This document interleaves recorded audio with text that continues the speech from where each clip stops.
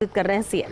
विश्व जी, महेंद्र विश्व जी और मरियम जाखड़ साहब, संगीता बेनीवाल जी, सुनील परिहार जी, बिनाका मालू जी, रमेश भावना जी, अब्दुल करीम जोनी, विक्रम विश्नोई जी, उप प्रमुख साहब, चित्राराम देशबंधु जी, सचिन सवेटे जी, कीर्ति भील, रामलाल विश्नोई जी, ये हमारे कई वरिष्ठ बैठे वाइस चांसलर रहे हुए हमारे पूर्व भगत सिंह राजपुरोहित, गंगाराम जाखड़ साहब, अयूब खान साहब, गणकरीम चौहान जी, महेश राज जी, हरिंदर राठौर जी, पंकज प्रताप सिंह जी और तमाम जो हमारे यहाँ कांग्रेस परिवार के सदस्य बैठे हुए हैं, जिला कार्यकारिणी के सदस्य रहे होंगे या ब्लॉक अध्यक्ष, तमाम भाई और बहनों, नौजवान साथियों, जो हमारी यूथ कांग्रेस, NSY, सेवा दल, महिला कांग्रेस के तमाम साथी, बहुत लंबे अरसे बाद में मुलाकात आपसे हो रही है, क्योंकि आपको ही काम में आप बैठ के कर रहे थे जयपुर का। अभी जयपुर में मेरी कलम चलती है पूरे प्रदेशवासियों के लिए, तो पूरे प्रदेशवासी जोधपुर वासियों को धन्यवाद देते हैं, क्योंकि मैं आपका प्रतिनिधि हूँ, यहाँ से MLA भी हूँ, तो जोधपुर का मान सम्मान हमेशा बना रहे, ये मेरी ख्वाहिश रहती है। उसी रूप में मैंने जब से मैंने पार्लियामेंट में भेजा मुझे आपने, तब से मैं दिमाग रखता हूँ कि कैसे जोधपुर का प्रतिनिधि होने के नाते समाज के हिसाब से, कार्यकर्ता के हिसाब से मैं वो काम करूं जिससे कि मान सम्मान बढ़े सबका। कोई ऐसा काम नहीं करूं जिससे कि आप लोगों को नीचा देखना पड़े, और मुझे खुशी है कि मैं उसमें मेरे ख्याल से मैं कामयाब रहा। तो मुझे तीसरी बार सोनिया गांधी ने मुख्यमंत्री बना ली, तीसरी बार बनना बहुत बड़ी बात है देश के अंदर। वो तो बोल के गई ना, वो कौन बोले, वो 25-30 कुंती तो मुझे 140 साल जिंदा लग रही है।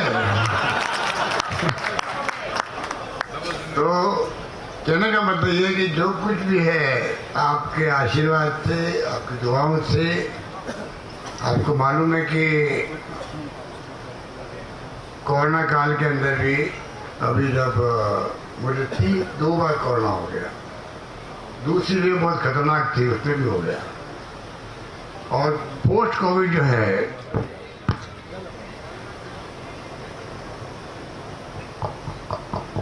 कोरोना के बाद में तो कहते पोस्ट कोविड, उसमें 30-40% लोगों को तकलीफ होती है, कि थकावट आती है, किसी को किडनी खराब, किसी का लीवर खराब, किसी का हार्ट में तकलीफ आती है, और मुझे भी आया। आप सबने सुना होगा, मेरे भी हार्ट में स्टेंट लगा,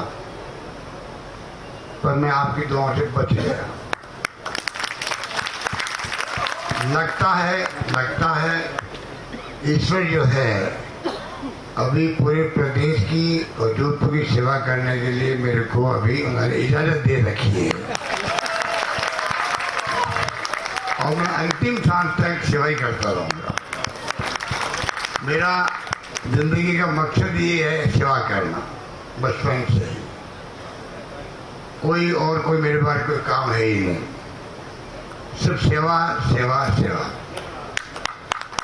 और गांधी ने कहा था, गांधी जी ने, जब आज़ाद हो जाए मुल्क तो जो आप कोई मंत्री बन जाओ, मुख्यमंत्री बन जाओ, प्रधानमंत्री बन जाओ, और कोई आपको कभी संशय लगे कि मैं क्या फैसला करूं फाइल के अंदर, और आप अगर संदेह से घिरे हुए हो, तो आप उस व्यक्ति को याद करो जो जिंदगी में आपने किसी को देखा सबसे गरीब आदमी, जो अंतिम पंक्ति में खड़ा है। फिर आप फैसला करोगे तो आपको अपना रास्ता मिल जाएगा कि उसके पक्ष में क्या जाता हो, फैसला करो। मैं समझता हूँ कि उसी भावना के साथ में कोशिश की लाइफ के अंदर काम कर ले, पर मैं बच गया। हार्ट का जो मेरा प्रॉब्लम था अचानक ही आया, अचानक ही वो स्टंट लग गया। एक बार तो ही बच गया। उसके पहले सरकारें गिरा रही है, जो ये कह रहे राजस्व ने कि ईडी, इनकम टैक्स, सीबीआई राज कर रही है देश में। ईडी का आतंक मचा हुआ देश के अंदर। ये लोकतंत्र के लिए अच्छी बात नहीं है। ये लोग धज्जियां उड़ा रहे हैं संविधान की। लोकतंत्र भी खतरे में देश के अंदर, अभी मनमानी चल रही है। 8 साल के अंदर छापे उन्हीं के यहाँ पड़े जो कि बीजेपी के साथ में नहीं है लोग, चाहे शिवसेना हो, कांग्रेस हो या कोई पार्टी हो। तो आप सोच सकते हो कि जिस रूप में छापामारी हो रही है इनकम टैक्स की, ईडी की, सीबीआई की, वो क्या संदेश दे रही है देश के अंदर। सरकार गिरा रहे हैं पैसा खर्च करके, इतना कूट धन इकट्ठा कर लिया इन लोगों ने, बाकी पार्टियों पर कुछ है ही नहीं। और डराते हैं उद्योगपतियों को कि आप ध्यान रखिएगा अपना खुद का, मतलब आप किसी पार्टी को सहयोग नहीं करोगे, सिर्फ बीजेपी को करोगे। और एक और इलेक्टोरल बॉन्ड आ गया आजकल, वो सिर्फ 98% मिलता है, बीजेपी को मिलता है। सुप्रीम कोर्ट सुनवाई कर नहीं रहा है। सुप्रीम कोर्ट की जिम्मेवारी है कि वो प्रायोरिटी पे केस को सुने जो देश हित में हो। देश का लोकतंत्र उससे खत्म हो रहा है, क्योंकि पैसा एक पार्टी के पास में है हर काम के लिए। और अब तो इनके इतने हौसले बढ़ गए हैं, उस पैसे का दुरुपयोग भी कर रहे हैं लोग सरकार गिराने के लिए। पहले गिरा दी कर्नाटक की सरकार खरीद फरोख्त करके एमएलए को, फिर मध्य प्रदेश की सरकार गिरा दी, चुनी हुई हमारी सरकार थी। अभी महाराष्ट्र की गिरा दी है, और राजस्थान में उनकी दाल मैंने गलने नहीं दी है।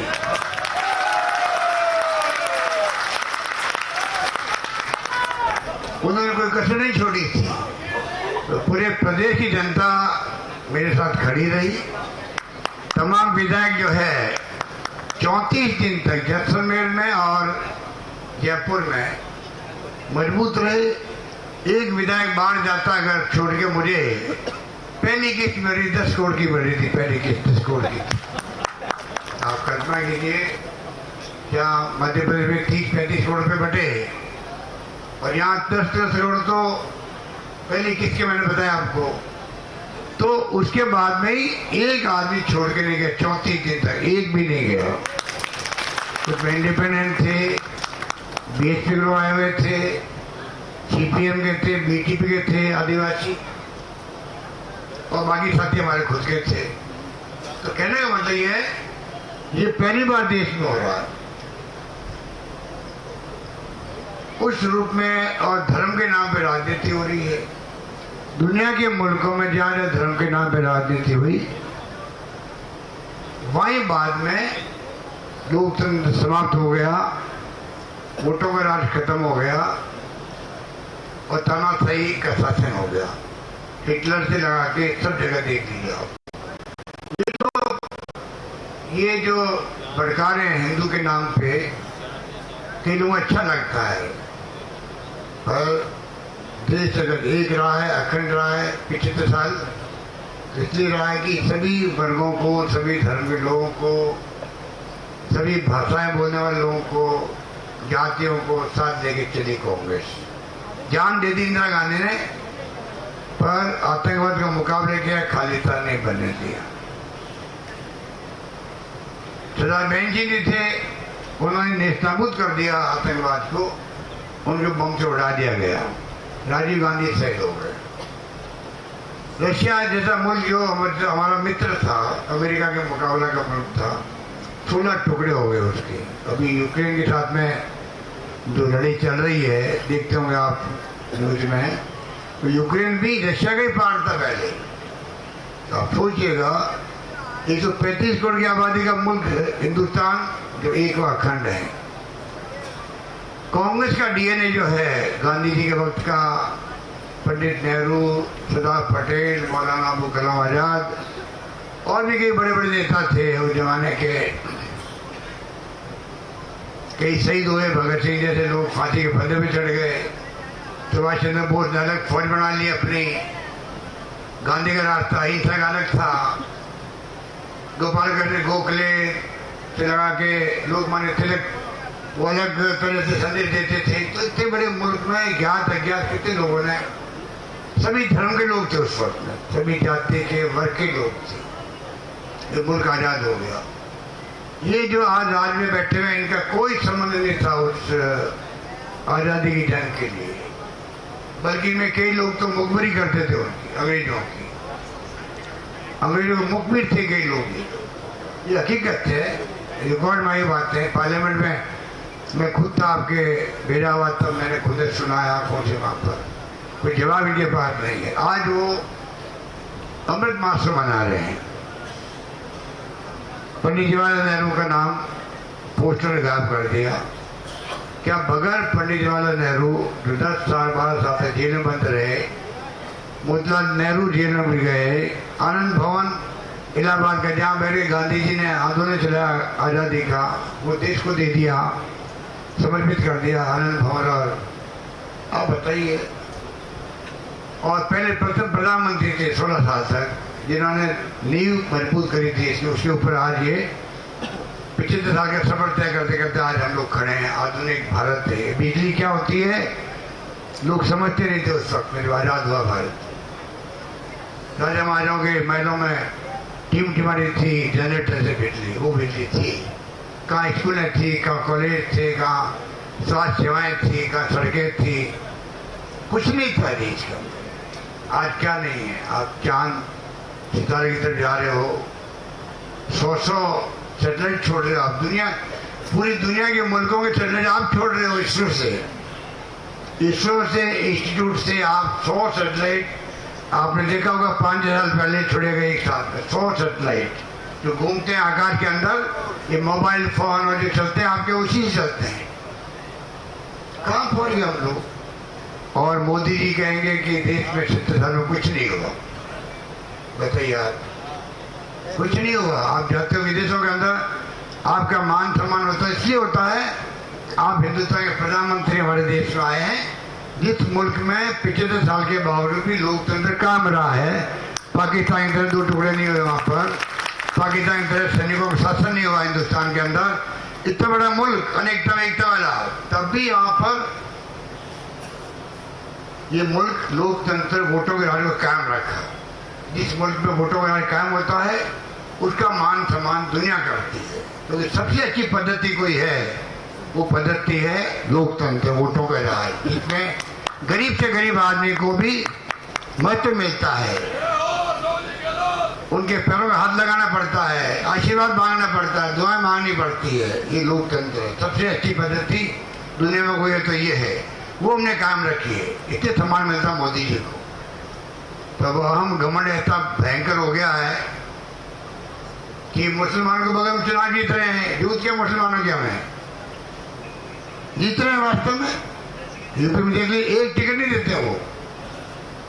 अगर एक टिकट नहीं देते 402 टिकटों में से, तो जीते चुनाव।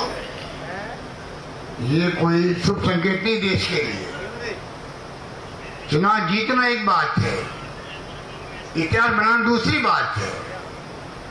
इतिहास में नाम आपका किस रूप में लोग याद करेंगे आने वाली पीढ़ियां, वो तीसरी बात है। आप अमृत महोत्सव मना रहे हो और आज की पीढ़ी को बताना चाहिए, मोदी जी खुद भी पैदा हुए मेरी तरह आजादी के बाद पैदा हुए,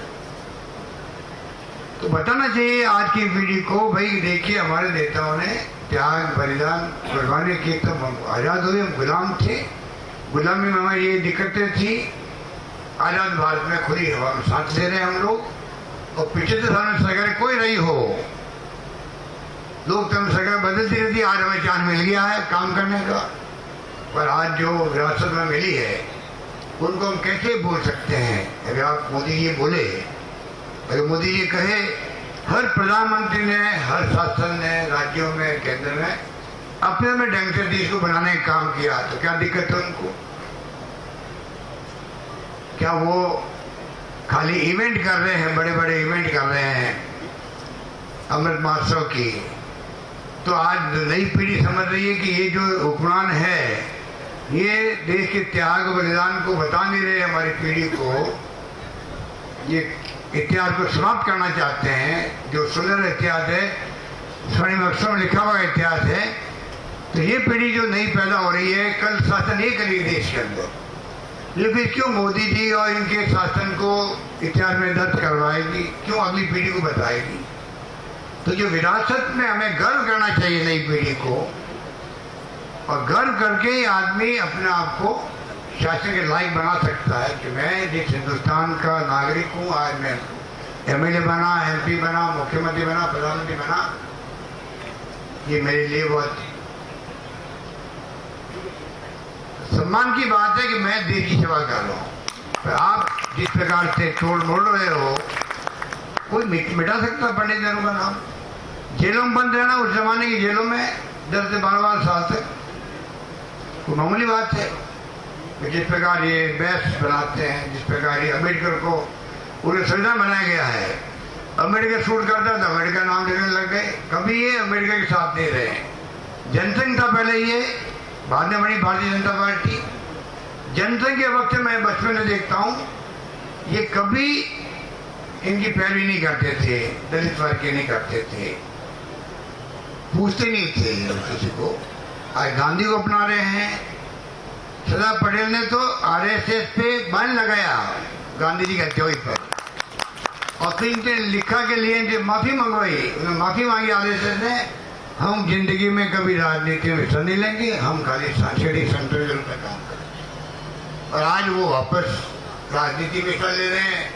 बीजेपी का शासन बना है, उनके बलबूते पर पूरी राजनीति खेल रहे वो लोग।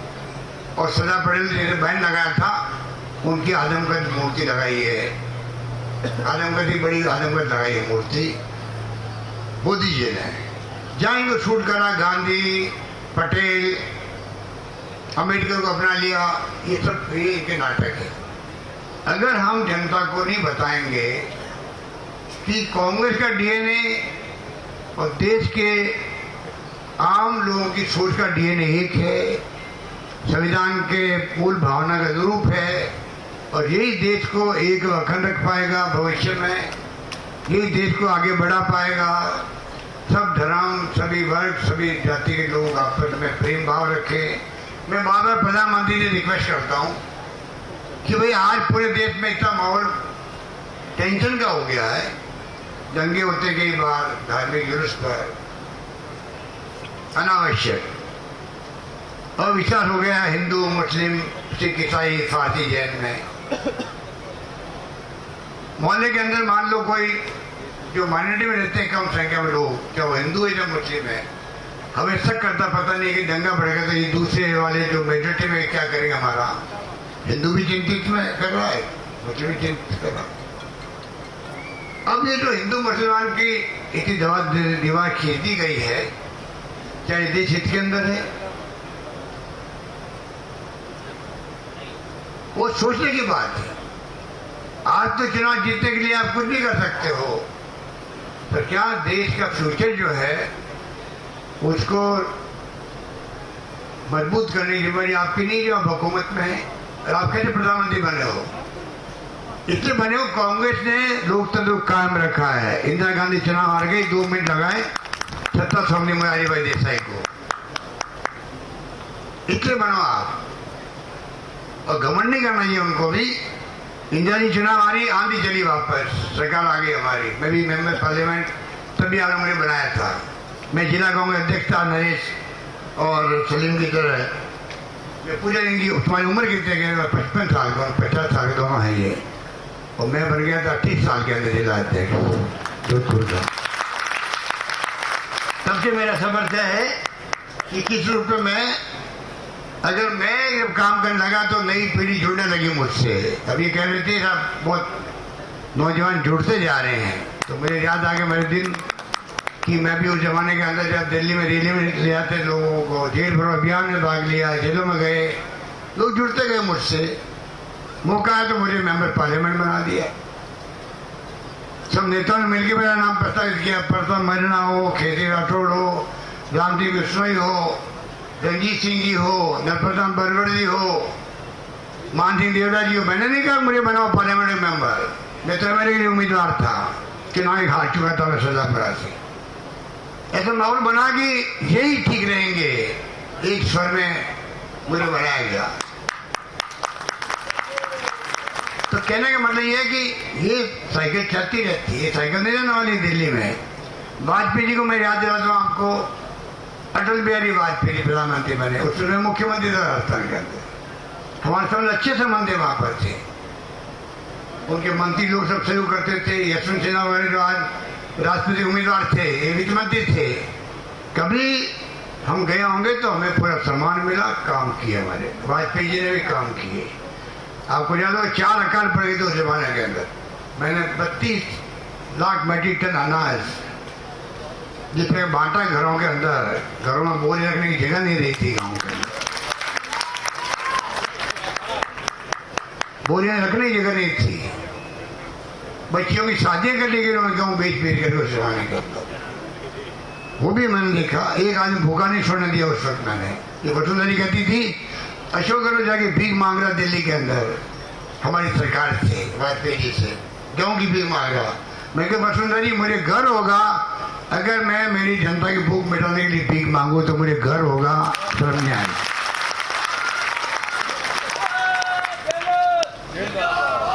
वो कहती थी भूख से मारेंगे, मैं भूख से मारने की बात छोड़ो, मैं भूखा नहीं सोने दूंगा किसी को ही मेरा।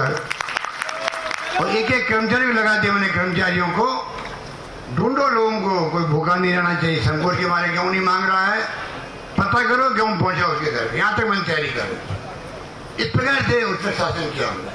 सरकार चली गई फिर बाद में अलग बात है, मोदी जी आ गए, सरकार चली गई, भाई प्राइम मिनिस्टर भी बनेंगे तभी लोग चुनाव जीतेंगे, अलग बात है। चुनाव हार जीत हुई है, होती भी है, चलेगा, पर कमी नहीं लगी कभी कामों की।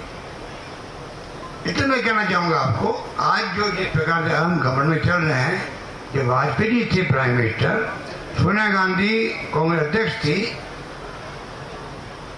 बने हुए 3-4 साल ही उनको हुए थे। 90 में वो बनी थी, 2003 में चुनाव आ गए थे। उत्तर राजस्थान के दौरे बहुत किए थे उन्होंने, आकाश होकेगा, आपको याद होगा। चुनाव के पहले उन्होंने तमाम पॉलिटिकल पार्टी से बातचीत करी, समन्वय में बैठाया, और इधर वाजपेयी को जो उनके खास थे प्रमोद महाजन, बाद में तो उनके भाई ने उनकी हत्या कर दी, वो हमारे खिलाफ थे। सरकार बनाने में सहयोग था उनका बीजेपी के राजस्थान में। उनको घमंड आ गया कि राजस्थान में तो हमें उम्मीद थी नहीं जीतेंगे हम लोग, वहाँ तो सरकार वहाँ पर कांग्रेस की बनी उम्मीद थी, वहाँ भी अगर जीत गए हैं, छत्तीसगढ़ जीत गए, मध्य प्रदेश जीत गए, तो अगर वहाँ जीत गए इसका मतलब हमारी हवा चल रही है। और वाजपेयी जी उनकी बातों में आकर के 8 महीने पहले चुनाव करवा दिए पार्लियामेंट के, 8 महीने पहले, और खूब विज्ञापन दिए, जो अभी विज्ञापन आते नहीं आते हैं केजरीवाल जी के, मोदी जी के, छाए रहते हैं, 500 करोड़ रुपये खर्च कर रहे हैं लोग। Feel good, India fining, India चमक रहा है, देश चमक रहा है, अच्छा महसूस हो रहा है। ये विज्ञापन पूरे देश में घूम रहे थे, किसी को विश्वास नहीं था देशवासियों को कि सरकार बदल सकती है। सब सोच रहे थे वाजपेयी जी वापस बनेंगे प्राइम मिनिस्टर, और आप देखा देखते देखते जनता ने पलटा खाया, कानों कान खबर नहीं लगी, और सोनिया गांधी के नेतृत्व में सरकार बनने की स्थिति बन गई। सोनिया गांधी ने कहा मुझे नहीं बनना है, डॉक्टर मनमोहन सिंह बनाएंगे। आज गांधी फैमिली का 32 साल से, जब से राजीव गांधी की हत्या हुई है तब से आज तक 32 साल से कोई भी इनके परिवार का आदमी कोई पद पे नहीं है, ना प्राइम मिनिस्टर बने, ना केंद्रीय मंत्री बने कोई, ना कोई राज्य में मुख्यमंत्री बने, कुछ नहीं बने, खाली संगठन। क्योंकि हिंदुस्तान में तमाम कार्यकर्ताओं को, भाषा बोलने वाले लोगों को, जातियों को, वर्गों को, सबको लगता है ये परिवार हमारे साथ न्याय करेगा संगठन के अंदर। अब संगठन को काम संभाल रहे हैं, कोई मोदी जी की तकलीफ होती है, बीजेपी नेताओं के पेट में दर्द होता है, तो भाई आपको दर्द क्यों होता है, आपको इतना डर क्यों लगता है फैमिली से? कांग्रेस मुक्त भारत बनाएंगे, ईडी पहुंचेगी आपके घरों में, आपको बयान लेगी, आपके 5-5 दिन के बयान 50 घंटे बयान राहुल गांधी का, सोनिया गांधी बुला ले 3 बार। बताइए, पूरा सब बातें देश देख रहा है। महंगाई की तरफ ध्यान नहीं इनका, भयंकर महंगाई है, महिलाओं का रसोई चलाना मुश्किल हो गया है। ऐसी महंगाई कभी देखी नहीं होगी। ऊपर जीएसटी में दूध दही छाछ भी लगा दी, जीएसटी लगा दी है। नौकरी दे नहीं रहे लोग, हाहाकार मचा हुआ लोगों में। तो आज बहुत भयंकर स्थिति मन के अंदर है। हिंदू की बात अभी देखता है यार, हिंदू की बात है, कब तक आप हिंदू की बात पे राजनीति करोगे? अब धीरे धीरे जो मेरे पास फीडबैक आ रहा है, अब वो ढलान पर आने लग गया, ढलान पे आ रहा है। लोग समझ गए हैं कि लंबा ये कोई राज करने वाले खाली हिंदू हिंदू करके राज करेंगे तो भूखे मरेंगे क्या? हमारे बच्चों को नौकरी कैसा कहाँ लगेगी? ऐसी कोई योजना लेके आ रहे हैं कि प्राइवेट सेक्टर आ जाएगा और नौकरी सबकी लग जाएगी। लोग समझने लग गए। आप लोग आज जो दिल्ली में रैली हुई, सब एमपी ने काले कपड़े पहने और महंगाई और बेरोजगारी की बात करी, और सब ब्लॉकों के अंदर प्रदेश कांग्रेस के अध्यक्ष हमारे गोविंद दुताधारी ने प्रोग्राम दिया। तो पूरे राजस्थान ब्लॉकों में जिला हेडक्वार्टर पे आप लोग अच्छे प्रोग्राम किए। जयपुर अच्छा प्रोग्राम हुआ। महंगाई और बेरोजगारी को लेके जनता ने देखा कांग्रेस सही रास्ते पर फैसला किया, और ये हमारे लिए हमारे जो दर्द है उसको उठा रही है। यही कायदा होता है लोकतंत्र के अंदर। शाम तक घबरा गई सरकार। अमित शाह जी कहने लग गए कि आज का दिन जो है 5 तारीख थी, 5 अगस्त था मेरे ख्याल से। आज का दिन इसलिए चुना क्योंकि आज राम मंदिर की स्थापना मोदी जी ने पत्र लगा की थी। इतने घबरा गए, अब राम मंदिर जोड़ने लगे उसको। मोदी जी बोलने लगे कि काले कपड़े में तो ब्लैक जादू कर रहे हैं लोग, जैसे टोना कर रहे हैं। ये स्थिति बन गई उन लोगों की। कहने का मतलब है कि वो समझ गए कि महंगाई का मुद्दा जो है बहुत भयंकर है। यदि 4 तारीख को जो आपका आह्वान किया गया, मुझे सुनते सलीम और नरेश जोशी इतनी खुशी हो रही है जब मुझे बताया साहब 400 टिकट तो अपने खर्चे से लोगों ने खरीद लिए हैं। मैं आपको साधुवाद देता हूँ, बधाई देता हूँ। पहली बार सुन रहा हूँ कि खुद की पैसे से टिकट खरीद लिए हैं लोगों ने।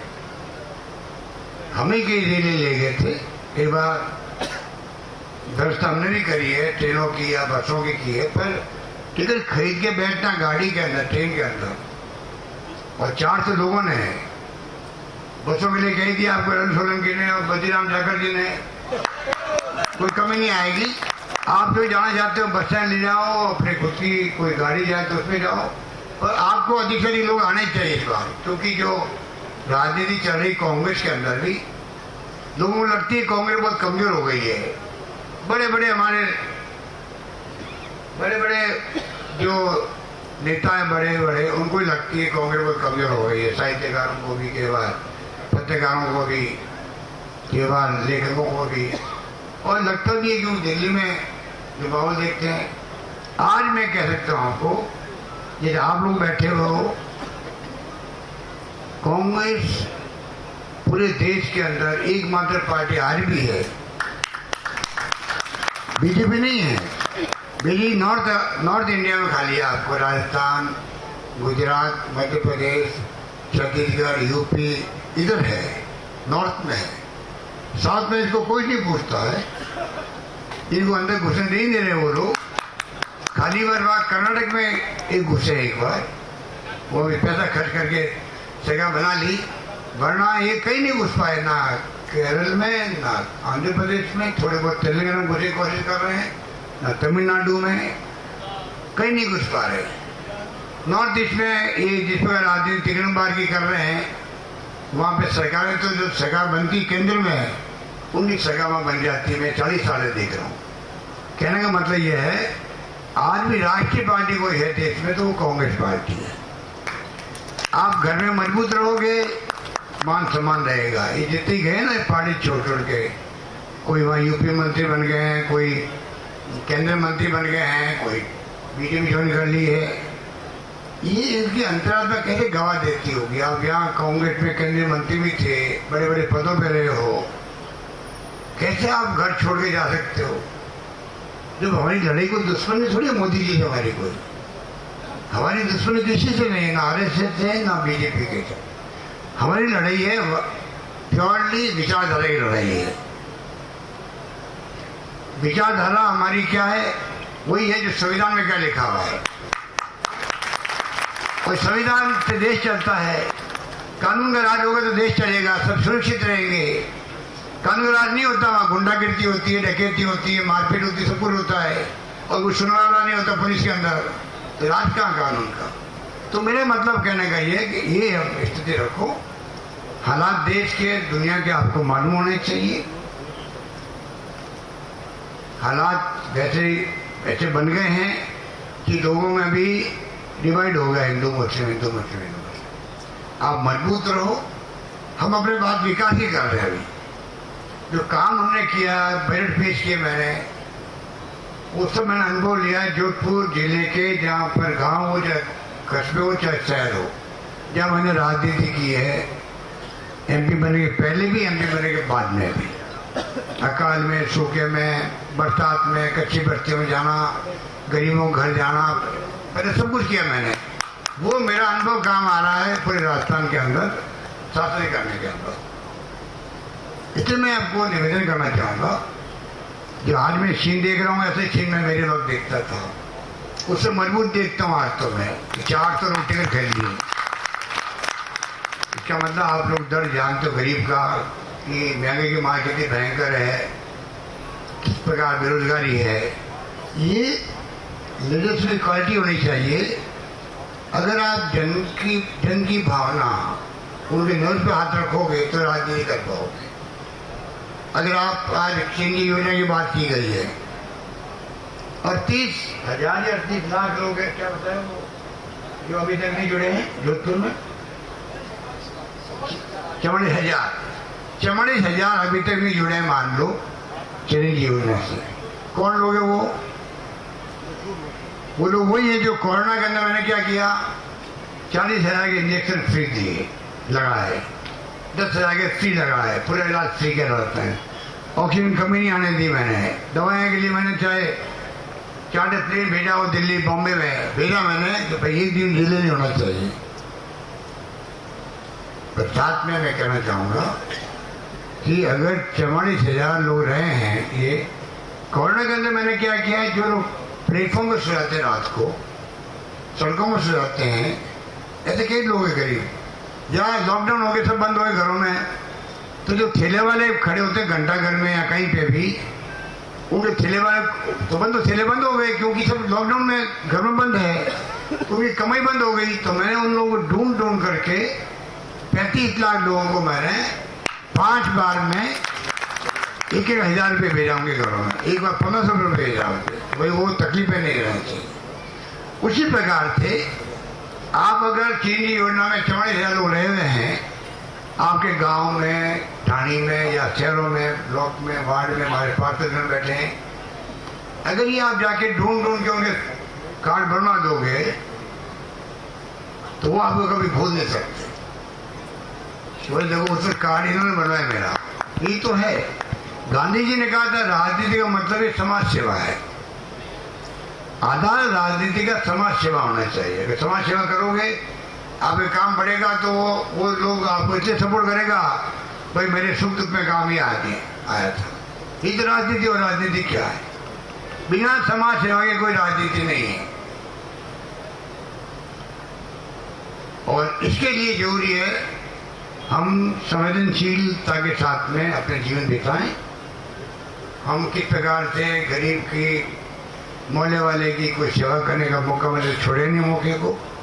महंगाई की आवाज़ उठाओगे, अब मैं धरना लेके बैठता था सोसाइटी गेट पे, बैठने वाले 50-60 लोग होते थे, खाली मान लो 100 लोग होते होंगे, पर जो निकलते थे पास से साइकिल पे, मोटरसाइकिल पे, वो रुक जाते थे साइड के अंदर भी, क्या हो रहा है यहाँ पर, बोर्ड लगे होते थे, मान लो रजिस्टर पड़ा रहता था, तो साइन कर दिया कि मैंने वो सपोर्ट में आ गया।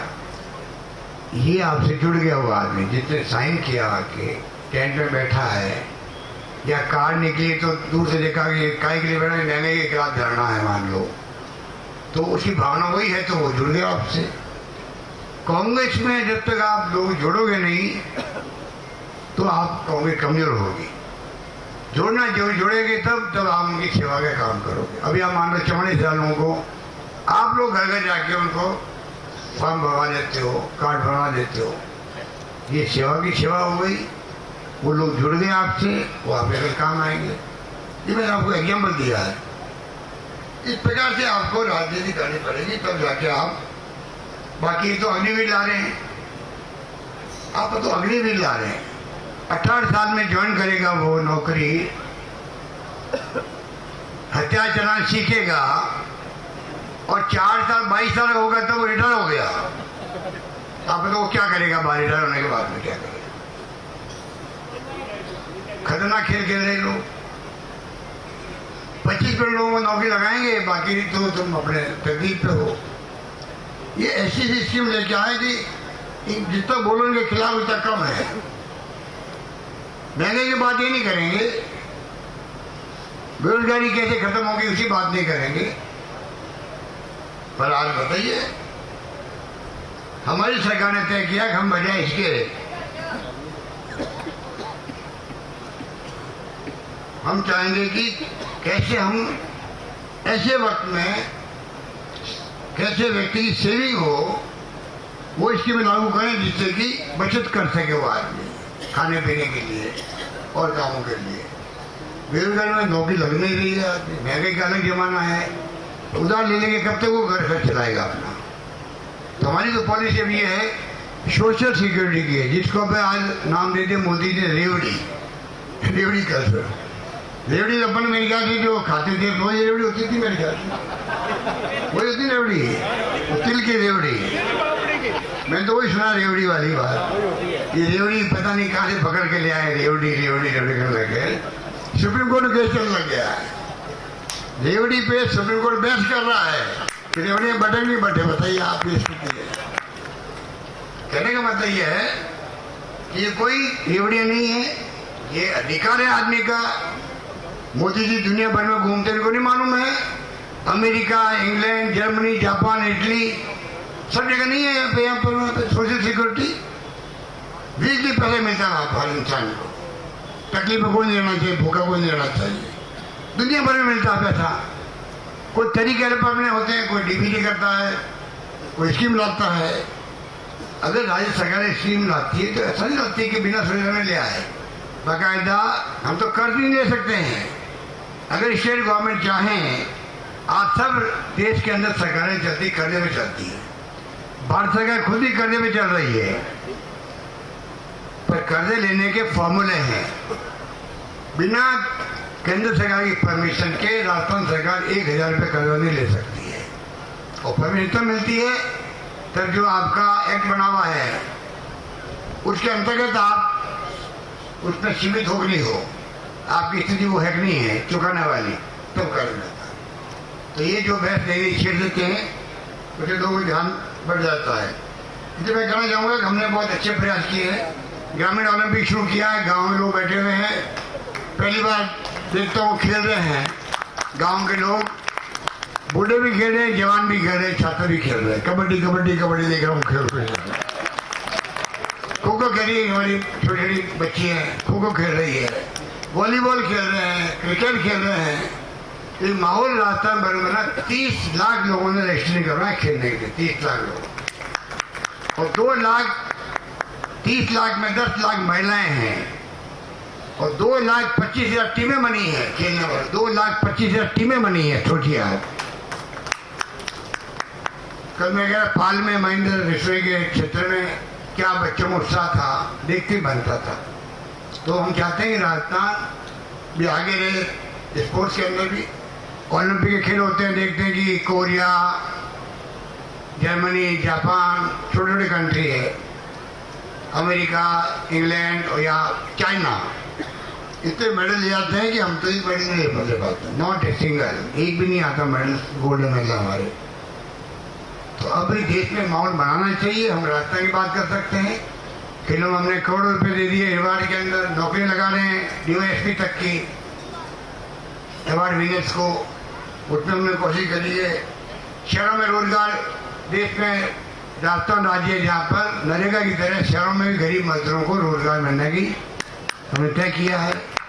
भाई 9 सितंबर से हम लोग 1.5 लाख लोगों ने अपना रजिस्ट्रेशन करवा दिया है भरने के लिए। तो मैं चाहूँगा कि वो काम बहुत अच्छा हो रहा है। भारत जोड़ो यात्रा राहुल गांधी शुरू कर रहे हैं केरला से, पूरे देश भर में क्रॉस करेंगे। कश्मीर से कन्याकुमारी वाली बात है। दिन दिन रास्ते में लोग मिलते जाएंगे। मैं समझता हूँ महंगाई और बेरोजगारी और देश में जो माहौल बना गया है, मैंने प्रधानमंत्री जी बार बार रिक्वेस्ट करी, एक अपील आप कर दीजिए देशवासियों के नाम पे कि मैं चाहूँगा देश में शांति, भाईचारा, प्रेम, मोहब्बत, सद्भावना रहे और हिंसा को मैं किसी कीमत में बर्दाश्त नहीं करूँगा। इतना ही बोलना उनको। अभी तक नहीं बोल पा रहे हैं। क्यों नहीं बोल रहे? वो एक बार बोले थे, वो सरकार जब बनी थी 14 के अंदर एक बार बोले थे, लीचिंग हो गई थी अलवर के अंदर। तब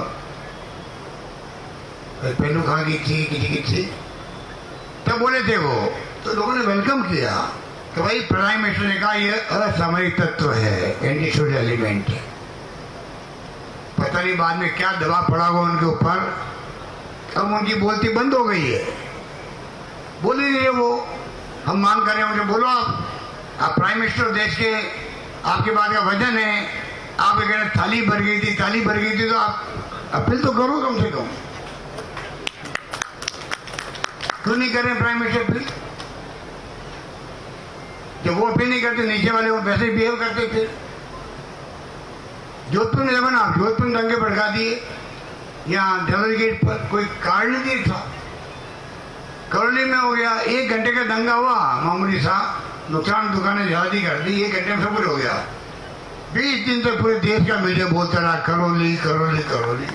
ये मीडिया वाले खुद ही जो ये खड़े थे मेरे सामने, फिर ये चलती वाली कुछ नहीं है। ये जो मीडिया वाले लेते रहे बेचारे मेहनत करते हैं, पर इनके मालिक लोग जो है इनको टाइट रखते हैं, तो ज्यादा दिखाते नहीं है, दिखा नहीं सकते। ये स्थिति है। तो 20 दिन चलाते रहे जोधपुर के दंगे, और अरे भाई एक कैजुअलिटी नहीं हुई, नुकसान हुआ, हम भरपाई कर रहे हैं, और ये दंगे नहीं होने चाहिए थे। कोई कॉन्स्पिरेसी हो गई।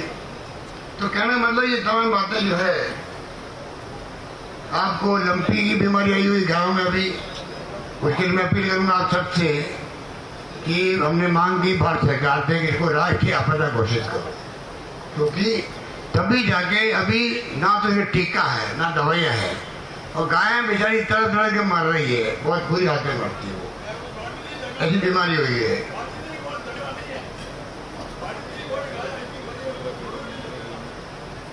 तो मैं निवेदन करना चाहूँगा कि बीमारी के लिए हम तो जो दवाइयों का प्रबंधन कर रहे हैं, वैक्सीन की है नहीं, बकरियों में वैक्सीन लगा रहे हैं इनको।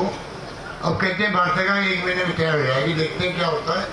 पर साथ में आयुर्वेद और होम्योपैथी, हमारे साथी लोग कह रहे हैं कि उनसे बहुत अच्छा इलाज उनका हो रहा है, जो रिपोर्ट आ रही है। हमने दोनों विभागों को कहा कि आप जाके गांव-गांव में पता करो होम्योपैथी या आयुर्वेद में क्या आप कर सकते हो, वो उनको गाइड करना चाहिए, मेरा मानना ही है।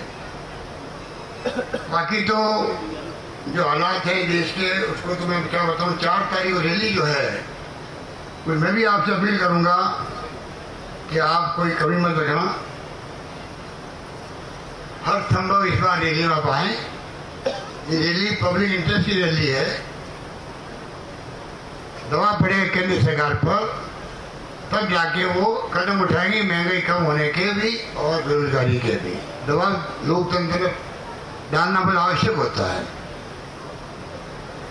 तो मैं उम्मीद करता हूँ कि जो आप 4 बजे बैठे हो, आप लोग बैठे हो, और मेरा आना वास्तव में 500 मैंने वीडियो कॉन्फ्रेंसिंग करी है, 500 वीडियो कॉन्फ्रेंसिंग। हमारे वहाँ सिस्टम बना हुआ जयपुर में, हर गांव जुड़ जाता है उससे, हर गांव जुड़ जाता है, वहाँ लोग बैठते हैं। पढ़ते हूँ 4-5 दिन पहले महिलाओं का प्रोग्राम था, 6000 महिला जयपुर बैठी थी, पर हर जगह 500 महिलाएं बैठी हुई थी, वो दिख रही थी टीवी के अंदर। ऐसे इक्विपमेंट लग गए कि आप पूरी मीटिंग कर सकते हो, सारे अधिकारी, मंत्री लोग, सब लोग बात करते थे। आप लगता है आप बात कर रहे हैं, मिलके बात कर रहे हैं, ऐसा लगता है। 500 मीटिंगें मैंने करी कोरोना के वक्त में। फिर कोरोना मुझे 2 बार हो गया, फिर मेरे हार्ट का प्रॉब्लम हो गया, और मैं बच गया। तो कहना मतलब इसलिए मैं आ नहीं पाया पहले भी, और पहले मैं आते ही था। पिछली बार भी ऐसे ही हुआ, मैं 1 साल तक रहा वहाँ पे गुजरात के अंदर, दीपावली में वहीं रहा, क्योंकि चुनाव में आप जानते हो कि मोदी जी का और अमित शाह का राज्य है, तो पूरी कोशिश करें, हम अपनी कोशिश करते हैं। और उन्होंने फाउल खेल लिया, 10-12 सीट कम रहेगी, वरना सजा बदल देते हम उस वक्त में। राहुल गांधी ने खूब मेहनत करी वहाँ पे, और आप लोगों ने बहुत अप्रिशिएट किया मेरे गुजरात के कैंपेन को, आप सबने अप्रिशिएट किया, तो मेरे याद है उस वक्त में। इसलिए मैं कहना चाहूँगा, आप लोग राजनीति में कार्यकर्ता हैं, उचित ढंग से आप समाज सेवा का ध्यान रखें। और दोनों अध्यक्ष आपके नए बने हैं, अंसारी साहब ने बहुत लंबी इनिंग खेली है, पहले जुगल काबरा जी ने लंबी इनिंग खेली, फिर इन्होंने लंबी इनिंग खेली, दोनों ने इतिहास बना दिया है जोधपुर के अंदर। और मैं समझता हूँ कि अब जो दोनों नौजवान आए हैं, ये आप सबको साथ लेके चलेंगे। और बूथ वाइज कमेटी बने हमारी। अब बीजेपी तो पन्ना पोंगे बातें कर रही है, वो राजनीति करने खेल करने के लिए कहती रहती है। हम बूथ कमेटी बनाए बाकायदा, लोकतंत्र में चुनाव की राजनीति होती है, उस पर पूरी भागीदारी निभाएं। और जब कभी आप बुलाते हैं, आप आते ही हैं, तो मैं उम्मीद करता हूं कि और हम मजबूती के साथ उभर के आएंगे और अच्छे दिन आएंगे। मोदी वाले अच्छे दिन तो आए नहीं हैं। मोदी जी के अच्छे दिन आएंगे, उन्होंने कहा काला धन लेके आऊँगा, काला धन अभी तक दिया है नहीं, अब उसको भूल गए, क्या नहीं भूल गए। महंगाई खत्म कर दूंगा, पेट्रोल डीजल के दाम बढ़ते गए और कम करने पर ज़्यादा बढ़ गए हैं, गैस के दाम बढ़ गए हैं। कहाँ उन्होंने जो 14 का भारण सुन लो उनका, अगर मोदी जी का 14 का भारण सुन लो आप लोग, तो हमें कैंपेन करने की जरूरत ही नहीं पड़े। लोग समझ जाएंगे भाई कि रात दिन का फर्क है। तो जो बातें कही उस पर बोल बोल के पूरे हिंदुस्तान में कैंपेन किया उन्होंने, जो बातें बोली सब बातें भूल गए वो। इसलिए मैं आपको अपील करना चाहूँगा, कांग्रेस मजबूत संगठन है, आप मजबूती के साथ में इनके साथ खड़े, मुझे इस बात की बहुत प्रसन्नता है। और आप सही रास्ते पे हो, सत्य के साथ हो, आप सत्य के साथ हो। सत्य में नहीं है कोई बात नहीं, सत्य में कब आएंगे नहीं आएंगे अलग बात है, आते रहेंगे, आएंगे, देश समझ जाएगा। पर आप लोग मजबूत रहो, रास्ता सच्चाई का यही है, रास्ता संविधान वाला यही है, जिसे देश चलता है। मैं उम्मीद करता हूँ आपको कमी नहीं रखेंगे। यही बात करता हुआ मैं, विजय राव एक एडवोकेट है, मुझे बताया गया कि जलियांवाला बाग गए थे, वहाँ पर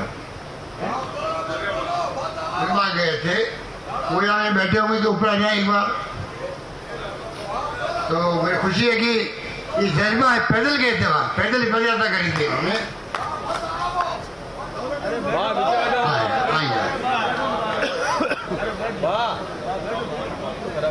ये है, देखिए आप, विजय राव नाम है इनका, ये है एडवोकेट है, ये युवा शक्ति नाम है, युवा शक्ति संगठन है। और ये भगत सिंह और इन्होंने उधम सिंह की मूर्ति लगाई हुई, फोटो लगाई हुई है। ये पद यात्रा गए, एक मुट्ठी जलियांवाला बाग पैदल यात्रा भारत से पाकिस्तान, ठीक है, गेट ऑफ इंडिया में से जलियांवाला बाग अमृतसर तक। बोला नहीं सर, ये देखिए एक्चुअली 2019 में जलियांवाला बाग की मीटिंग जोधपुर में थी और कुछ चूक रह गई थी। आज जलियांवाला बाग की मीटिंग सर को इसलिए दी जा रही है, इसका वास्तविक सम्मान हो। ये जो जलियांवाला बाग की मीटिंग में आपको एक छोटी सी सर से परमिशन लेके वही चीज मैं कहना चाह रहा हूँ कि जब देश गुलाम था 2019 में पत्रकारों ने एक सभा बुलाई थी और उस सभा के अंदर आम हिंदुस्तानी शामिल हुआ था। अंग्रेजों के काले कानून के खिलाफ जब उन्हें बोलने से, अपनी आवाज रखने से रोका जा रहा था, उस समय जलियांवाला बाग में एक दरवाजा था और उस दरवाजे में हिंदू, मुसलमान और ना ऊंच नीच थी ना नीच थी, सभी लोग उस जलियांवाला बाग में इकट्ठा हुए थे। और अंग्रेज हुक्मरान ने एक आदेश पर कत्लेआम वहां गोलियां चलवा दी और वो जलियांवाला बाग की मिट्टी हमारे हिंदुस्तान के शहीदों के खून से सन गई थी। और 2 बच्चे थे जलियांवाला बाग में, एक थे शहीद उत्तम